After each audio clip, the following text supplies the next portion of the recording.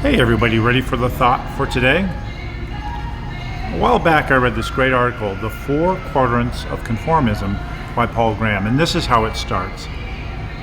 One of the most revealing ways to classify people is by the degree and aggressiveness of their conformism.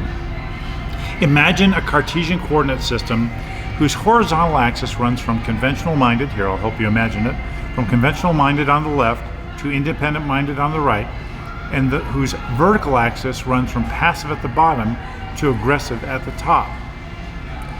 The resulting four quadrants define four types of people, starting in the upper left and going counterclockwise. Can you see that? Aggressively conventional minded, passively conventional minded, passively independent minded, and aggressively independent minded. I think that you'll find all four types in most societies, and that which quadrant people fall into depends more on their own personality than the beliefs prevalent in the society. And then he talks about how children kind of give the best evidence. The kids in the upper left quadrant, let's see where we are, upper left quadrant right here, so aggressively conventional minded. The kids in the upper left quadrant, the aggressively conventional minded ones, are the tattletales. They believe not only the rules must be obeyed, but that those who disobey them must be punished. And then he goes to the other ones. So today's thought is about, where do you fall when you look at this quadrant, these quadrants? Where do you fall personally? And I do recommend, I'll put it in the description of the video and stuff, I recommend you read the whole article, because for instance, you might be surprised that he says, so a pack of teenagers who flout school rules in the same way are not independent minded, rather the opposite. Did you catch that?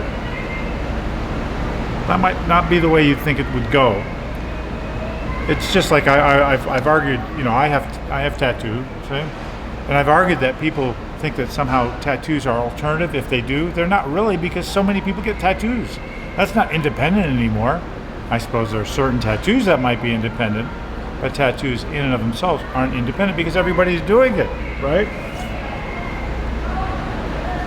I come from a state whose motto is, do you know what New Hampshire's motto is? Live free or die. Exactly, live free or die. So you can probably guess at least what direction I'm going, either XY or YX or whatever, so you get an idea. The thought for today, though, is, you know what? I personally believe that the quadrant you should be in really depends on what's going on. And in the end, be a do what is right conformist. That's the thought for today, right? Be a do what is right conformist. And sometimes that means you shouldn't conform, and other times it means you should.